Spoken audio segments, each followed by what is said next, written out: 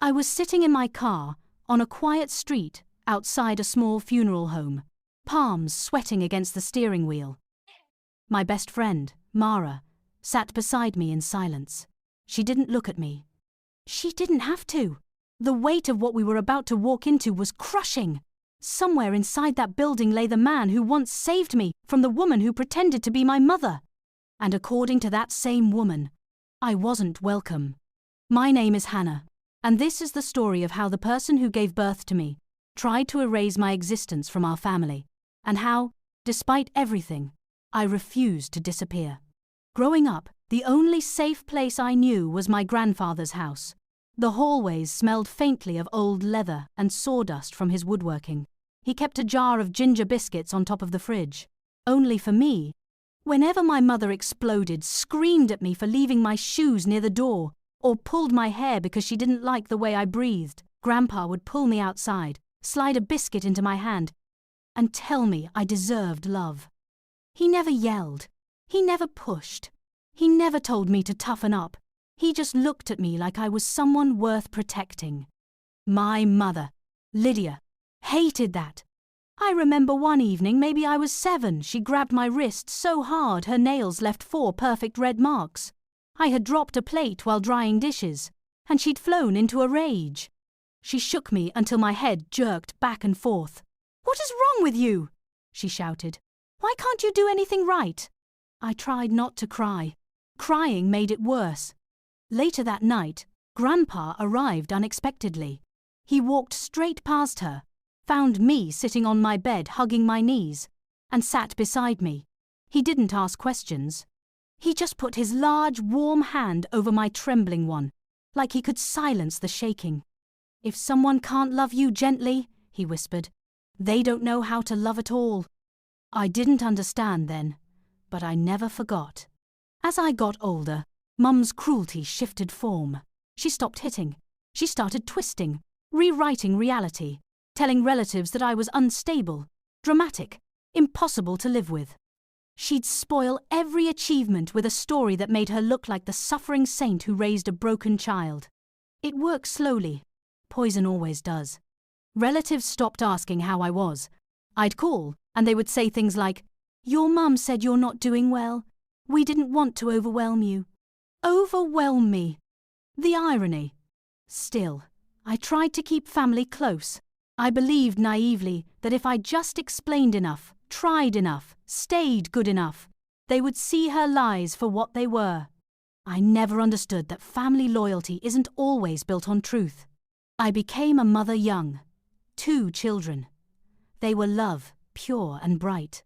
I promised myself I would never treat them like my mother treated me. But Lydia found her way in, weaving herself into places where trust should have lived. She would show up unexpectedly, pick up my kids without asking, parade them around the neighborhood like trophies. Then she told relatives she was raising them because I'd abandoned them. Abandoned. When I found out, I cut contact. It was like severing a limb. Painful, necessary. But I still called other family members, sent photos of the kids, birthdays, holidays. Their responses were short, polite, cool, the kind of cool that comes from doubt. I didn't realize how deep her stories had spread until months later when Grandpa died. It was a cold morning, quiet, too quiet. My phone rang. When I saw it was Lydia, I debated letting it go to voicemail. Something inside told me to answer. Her voice was flat, rehearsed. "He's gone!" Just like that. Something inside me cracked. I barely remember the rest of the day. I sat on the living room floor, Mara holding both my hands because I couldn't stop shaking. I cried until my body went numb. For 3 days I hardly slept, hardly ate.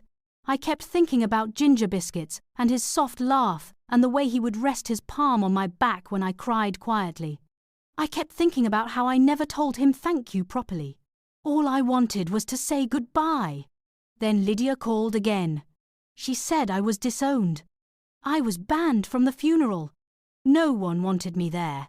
Her voice carried something triumphant beneath the sadness she pretended to feel, like she had finally succeeded, finally erased me. Why? I whispered. She didn't answer. Not really. First, she said my grandmother was confused and had requested it. Then she changed her story, claimed I'd offended the family by saying my late son shouldn't be mentioned during the service. A lie so horrifying, I nearly dropped the phone. I never said anything like that. I tried calling my grandmother straight to voicemail. Texted her nothing. I called my aunt, my cousins. One by one, I discovered I was blocked. Everywhere. Imagine grief so heavy you can barely breathe, then imagine being told you are not allowed to mourn, that you are unwelcome at the only goodbye you'll ever get. I sent flowers to the funeral home. A card to my grandmother. No response. Mara watched me spiral. She stayed overnight, helping with the kids, trying to get me to eat. I stared at my bedroom ceiling for hours at a time, wondering what lie Lydia had told. A few days later, my aunt messaged me. She claimed she never saw me at the funeral and would have hugged me if she had. But then she admitted she was the one who told Lydia to keep me away. My head spun. So it wasn't confusion. It was a choice. I asked her what I'd supposedly done. No answer. Just, I need time. Time for what? To invent a believable story? Days passed. I tried to move forward.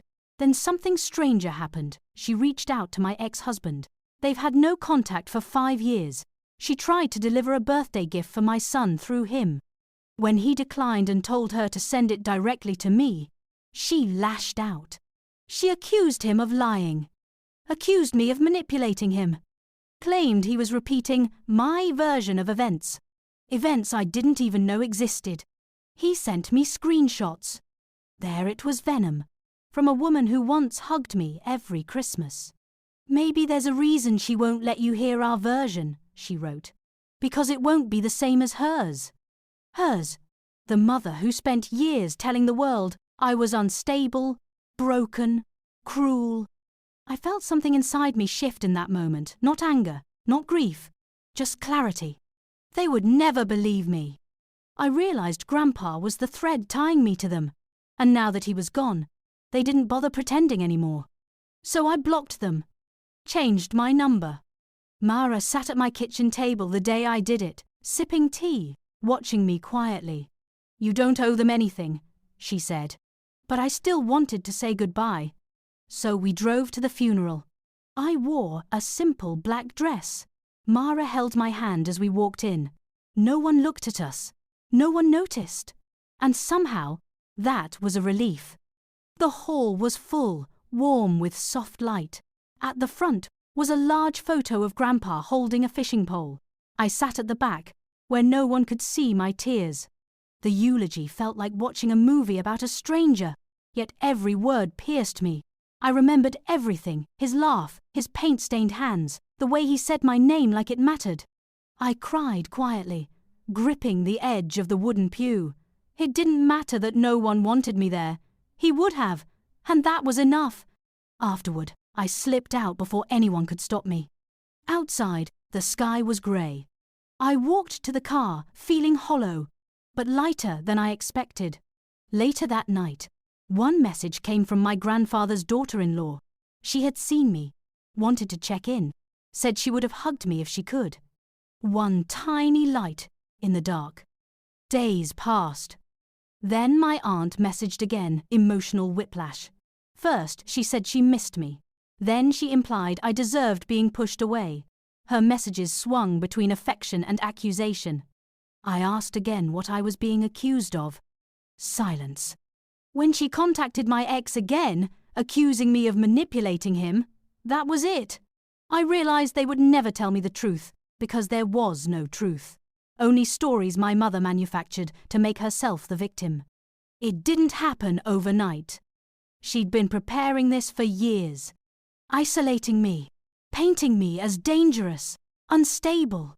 She wanted full control. And since she couldn't control my happiness, she destroyed my connections. Or tried to. Because while she took my family, she couldn't take the part of me Grandpa helped build, the part that knew I was worthy of love. I finally understood that the only revenge my mother couldn't spin was silence. I walked away. Completely. I focused on my children. I built a life away from the noise. Some days, grief sits beside me like an old friend. Other days, I feel free. Sometimes I think about confronting Lydia, telling her I see through the lies. But then I hear Grandpa's voice, telling me peace isn't in winning, it's in leaving. His funeral was the last place we shared a room. She didn't see me. Maybe she didn't need to. I saw him. I honored him. That was enough. What they did to me still burns. The unanswered questions, the silence, the abandonment. But sometimes, the only justice we get is the life we choose after the ruin. I chose mine. And though I lost an entire family, I kept the only peace that ever mattered, the memory of a man who taught me what love feels like. I still buy ginger biscuits sometimes, not for comfort, but as a reminder. I survived because he taught me how. And in the quiet, when the world is soft and the past feels far away, I whisper a promise I intend to keep. I will never become her. I will not pass down her cruelty, her lies, her hunger to destroy. My children will grow up never doubting their worth, never fearing my voice, never mistaking obedience for love. That is my revenge. My healing. My ending. I finally understand that the truest closure is not getting answers. It's refusing to ask anymore. For him. For the only man who made me feel safe. I walk forward, and I do not look back.